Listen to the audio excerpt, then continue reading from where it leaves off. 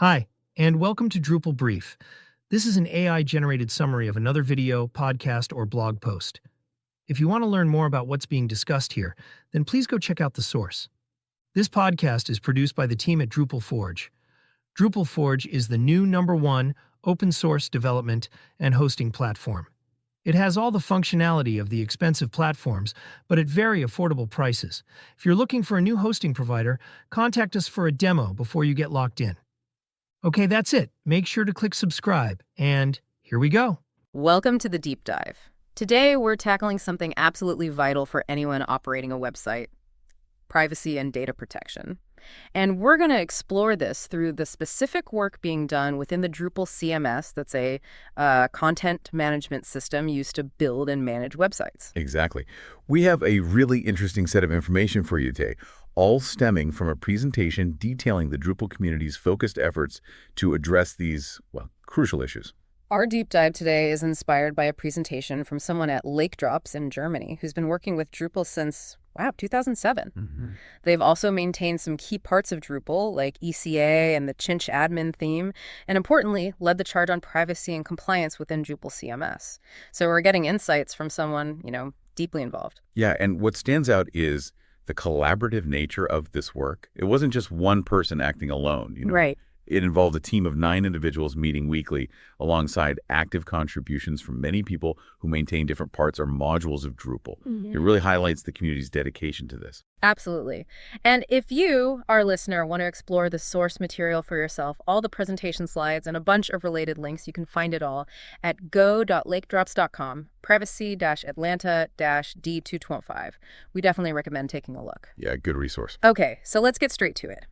Does privacy and data protection really matter for those of us who run websites and for the people who visit them? It might seem obvious, but let's unpack why this is so important.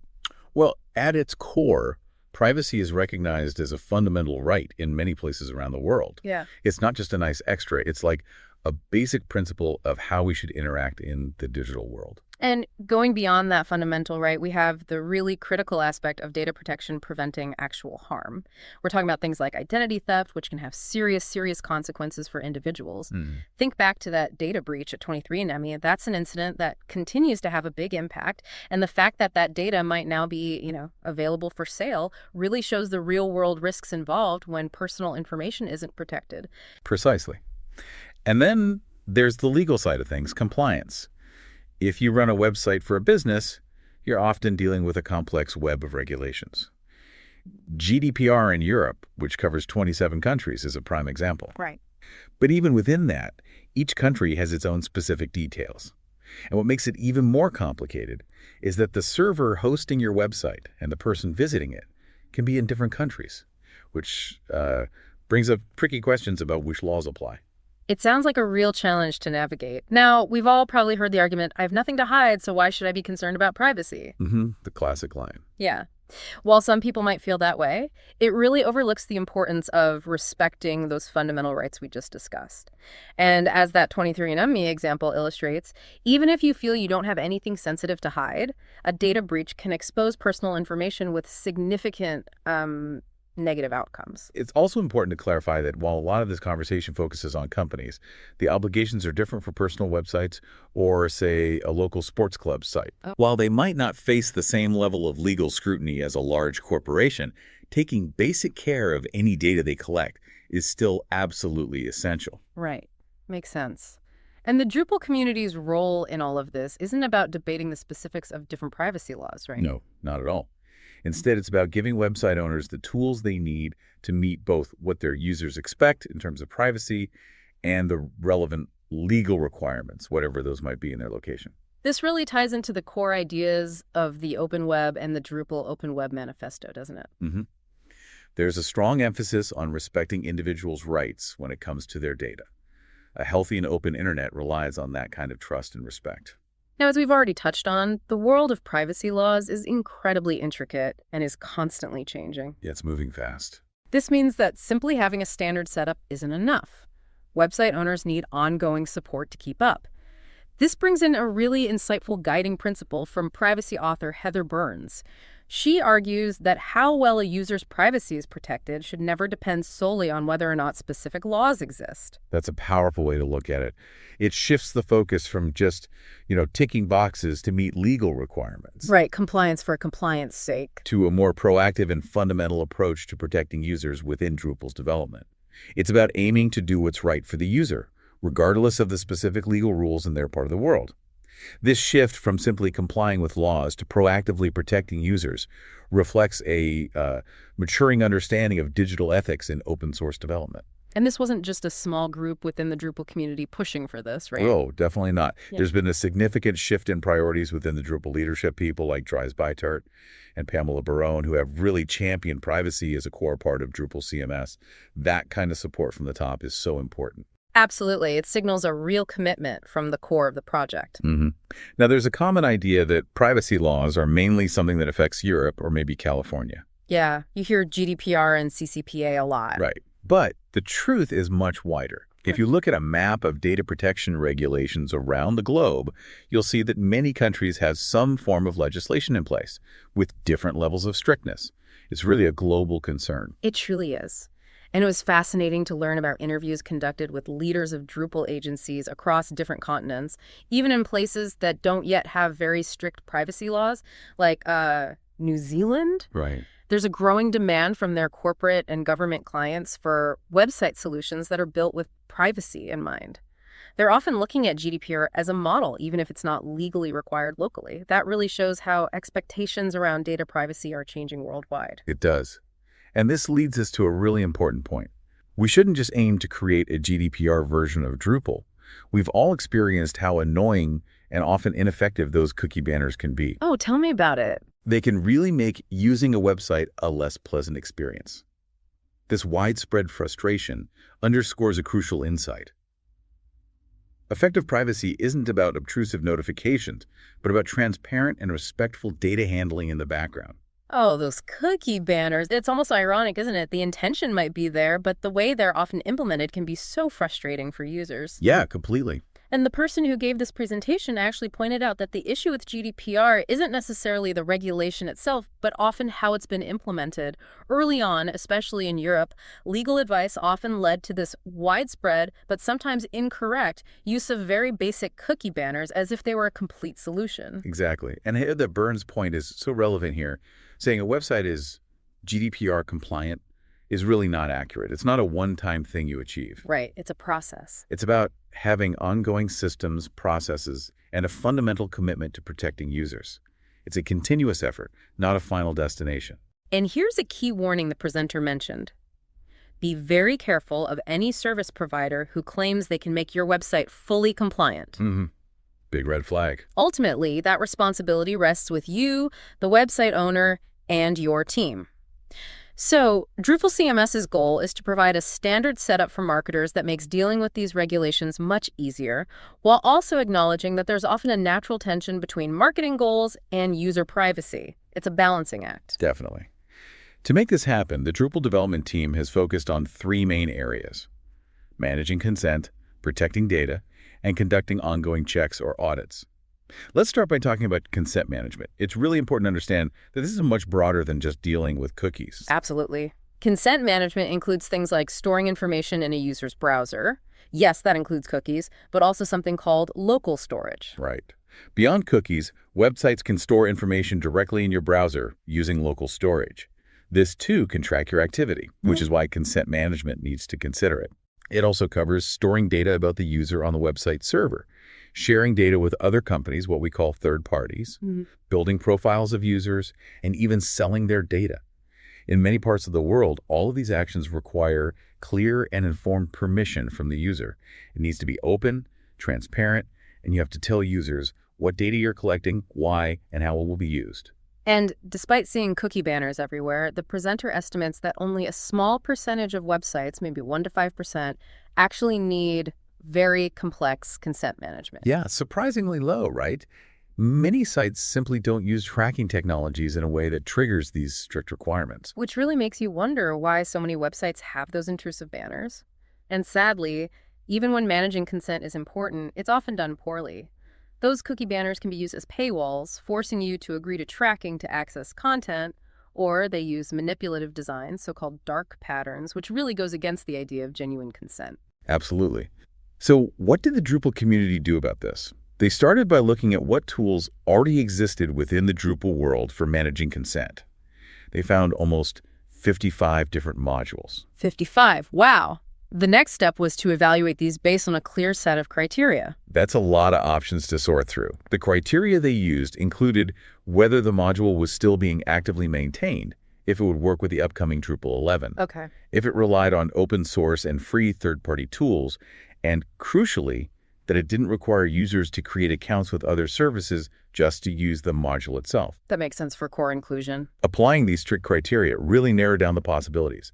Initially, 3 modules looked promising: cookies, EU cookie compliance, and GDPR. Okay. However, each of these had limitations that ultimately made them unsuitable for being included in Drupal CMS by default. Let's dig into why these didn't quite fit the bill. The cookies Okay. module, even though it was quite popular, what was the issue there? Well, it relied on a piece of code, a JavaScript library that wasn't open source and was hosted on GitHub. Ah. They tried to contact the person maintaining it to see if it could be made open source, but unfortunately that person wasn't active in the Drupal community anymore. And it turned out the original client who paid for the library hadn't agreed to an open source license. So that was a dead end due to licensing issues. Right. Okay. Big problem for core. What about EU cookie compliance? That sounds European. Yeah, the name itself suggested it was really focused on European regulations, which wasn't ideal for a global system like Drupal. True. More importantly, the people maintaining it felt that the module, which was created in the early days of GDPR, needed a significant rewrite to have a clear plan for the future. With the deadline for Drupal 11 approaching, a major rewrite just wasn't possible. Ultimately, these modules had limitations in terms of their licensing, long-term maintainability, or the scope of features needed for a comprehensive default solution. And finally, the GDPR module again, the name implied a regional focus, but you said it lacked something key. Yeah, more importantly for this initial phase of work, it didn't actually have built-in features for managing consent. Its main focus was more on the data protection aspects, which was the next area they planned to work on anyway. Gotcha. So at this point, it seems like they might not find a good solution in time.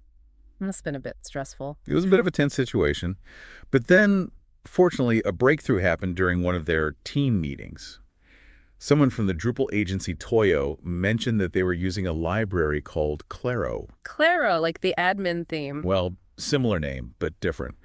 Initially, there was a misunderstanding that it was connected to a paid service, so it had been somewhat overlooked in their initial research. Ah, the classic case of not judging a book by its cover or a library by its name. Exactly. It turned out that while there was a paid service associated with it, the Claro library itself was completely free and used a very open and permissive license called the BSD license. Oh, okay. BSD. That's good. This ticked all the crucial open source boxes.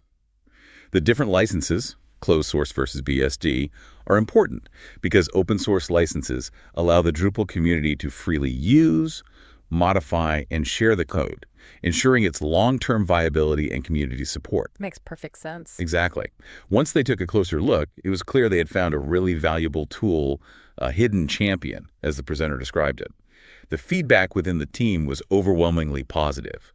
It had a modern design, seemed to be well-maintained, and met all of their requirements. Just that slight name confusion with the admin theme, Claro with a K. Yeah, Claro with a C for the library, K for the theme, minor detail. What happened next really shows the collaborative spirit of the Drupal community you mentioned. It really does. They reached out to the people maintaining those other consent management modules, cookies, EU cookie compliance, and GDPR, explaining their decision to go with Claro. And the response was fantastic. Oh, yeah. Instead of being disappointed, these maintainers agreed that working together on a single, well-supported solution was the best way forward for everyone in the Drupal ecosystem.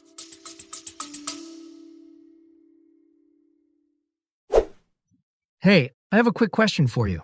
Are you happy with your current hosting? If you are, then good. Stay with them. But if you're looking, then listen up. Did you know that Drupal Forge now offers affordable hosting? For single sites with unlimited dev and stage environments, you can get all the features of the expensive platforms for less than $20 per month. If you have multiple production sites, You can get a cluster for less than $200 per month and host as many production sites as you want. Contact us for a demo before you get locked in. Okay, that's it. Back to the show. That's fantastic to hear. It really highlights the positive spirit within the Drupal community. It was a real moment of collaboration. The maintainers of EU cookie compliance, which had a huge number of active websites using it, even offered to create a way for existing Drupal sites to easily switch over to Claro. A migration path, that's huge. This kind of community-driven cooperation is what makes Drupal so special. And there's a great story about a Drupal user from New Zealand. Oh yeah, this person had been helping to maintain the EU cookie compliance module. Initially, they were unsure about this sudden change, but once they understood the reasons behind choosing Claro, they became a big supporter and even started contributing to the Claro project. That's just wonderful to hear. Really shows buy-in. Absolutely. And a big thank you needs to go to Jan Kellerman from Work21, a Drupal agency. He put in a significant amount of his own time integrating the Claro library into Drupal. He really stepped up and put in a tremendous effort on this crucial integration. Wow, unpaid work, that's a dedication. Mm-hmm. And let's not forget the core team of 9 people from 6 different Drupal agencies across 6 countries: Dropsolid, Lake Drops, Ramal, Toyo, Work21, and Abernono. They really led this entire privacy initiative. Okay, so now that they have the right tool, the Claro library, the next challenge was figuring out the best default setup for Drupal CMS, something that would work well for website administrators and marketers right from the start. Yeah, the goal was to create an experience that just works, something that is not intrusive and operates behind the scenes. Makes sense. Avoid the annoyance factor. Interestingly, the presenter shared a story about a client who actually asked for the visible cookie banner to be put back. No way. Why? Because their manager was concerned that not having one meant they weren't following the rules. It really shows how those banners have become stuck in people's minds as a sign of compliance, even if they aren't always necessary or effective. That's funny, but also slightly worrying. So people expect the annoying banner now. Seems like it sometimes. Anyway, what they've implemented in Drupal CMS is quite smart. It's designed to configure itself automatically. When you add new services to your Drupal site that need consent, Claro can detect this and automatically enable the necessary settings. Oh, neat. The consent notices only appear when they're actually needed, staying out of the way otherwise. Okay, that sounds much better. They've also included an empty privacy policy node. In Drupal, a node is a basic unit of content, like a page. Right. While they can't provide the actual text for the privacy policy because it needs to be specific to each website's practices, having this placeholder is a helpful reminder for site owners to create and fill it out. Good prompt. And importantly, when you install a fresh copy of Drupal CMS, it doesn't load any fonts or JavaScript code from other websites by default. Everything is hosted locally. Ah, self-hosted. Which improves privacy right from the start by avoiding connections to third-party servers like Google Fonts, for example. Okay, let's walk through a real-world example to see how this works. Imagine you embed a YouTube video on your website. What happens? Right. So initially, there's no annoying banner that pops up. Instead, a subtle link that says, "My privacy settings," appears in the footer of the page. Just the link in the footer, okay. It's there if you need it, but it doesn't interrupt the user's initial browsing. So what happens if I click that link? Exactly. When the user clicks on that My Privacy Settings link, the consent options appear, but they are specific to the services that are currently being used on the site. In this case, it would show an option to allow embedded videos from YouTube. Okay, tailored to what's actually on the page. Precisely. And if a user comes across the embedded video before they've given their consent, they'll see a preview image, like the video thumbnail, with a message overlaid explaining that they need to give permission to load it. So it blocks it first, but tells you why. Yeah, this gives context and helps users make informed choices. And users have control over their decisions, right? Like Right. just once or always. They can choose to allow the video to play just for this one time, or they can set a preference to always allow embedded videos from that source in the future. This choice is then saved in their browser settings for their next visit to the site. Okay, that seems user-friendly. Yeah. Now let's say you decide to enable website analytics, Google Analytics, Matomo, whatever, to see how many people are visiting your site. What happens then? Does a big banner pop up? No, thankfully. Instead of an immediate full-screen pop-up asking for permission, a small unobtrusive notice appears in the bottom right corner of the screen, Bottom right. politely asking for consent to track their visits. This respects the legal requirement for users to actively opt in to tracking in many regions, while still allowing website owners to gather analytics if users agree. So it's opt-in by default for analytics. Yes, that's the default, reflecting legal requirements in places like Europe. While the presenter mentioned that website owners can technically change this to opt out, they would then be responsible for making sure they comply with all the relevant privacy laws in their visitors' locations, which could be risky. Right, the responsibility shifts. Okay, so what if I add like an events calendar and analytics? Does the little box get bigger? Pretty much. As you add more features to your Drupal site that require consent, things like embedded calendars for events or additional analytics tools, the consent settings area, when you open it via the footer link, will intelligently expand to include these. Ah, It groups the different purposes for data collection, like analytics, external media, and lists the specific services under each, giving users very detailed, granular control over what they are giving their consent for. granular control. That sounds good. Better than just accept all. Definitely. The system also handles embedded maps, which are often provided by third-party services like Google Maps or OpenStreetMap. Using a method developed by Martin Anderson Clues, these maps are initially blocked from loading. Similar to the videos then. Exactly. A notice appears asking the user for permission to load the map, which prevents their IP address from automatically being shared with the map provider before they've had a chance to give consent. Protecting the IP address, that's key. What's really clever is that Claro isn't constantly bothering the user. Once someone has made their choices and saved their settings, the consent notice disappears. Oh, good. It doesn't keep popping up. No. It will only reappear if a new service that requires consent is added to the website later on, prompting the user to review their preferences. This avoids what's often called consent fatigue and keeps the focus on new changes that affect privacy. That sounds like a much better experience. They've even considered privacy in the back end of the website, the admin area. For example, there's a feature for an AI chatbot that website administrators can use. But even that requires consent before it sends any prompts to third-party AI services. Ah, so even for logged-in users interacting with third parties. Yeah, this consistent approach to privacy across both the public-facing website and the administrative tools is really commendable. And importantly, all of these default privacy settings can be fully customized, right? It's not locked down. No, absolutely not. They can be fully customized through a clear and well-documented settings page. So while Drupal provides a sensible starting point, website owners have the flexibility to adjust things based on their specific needs and any legal obligations they might have. Good. Flexibility is key. Is there documentation for all this? Yes. The documentation for the Claro library itself, created by Jan Kellerman's team, is already excellent, explaining how it works and how to configure all the different options. Okay. And now, Drupal.org also has specific documentation, created by Amber Matz and Joe Schindel, that explains how to use these new privacy features within Drupal CMS. So plenty of guidance available. Great. Looking ahead, the work on privacy and data protection in Drupal doesn't stop with just managing consent, does it? What's next? No, this was phase one, really. The next steps involve more direct data protection features. This includes being able to identify what personal data is being stored on the site. Right, finding it all. Generating reports of that data for users if they request it, like a GDPR data subject access request, and making it easier to handle requests to delete a user's data. They're planning to build on the existing work from the GDPR module for this part. Okay, leveraging existing work. Smart. Anything else planned?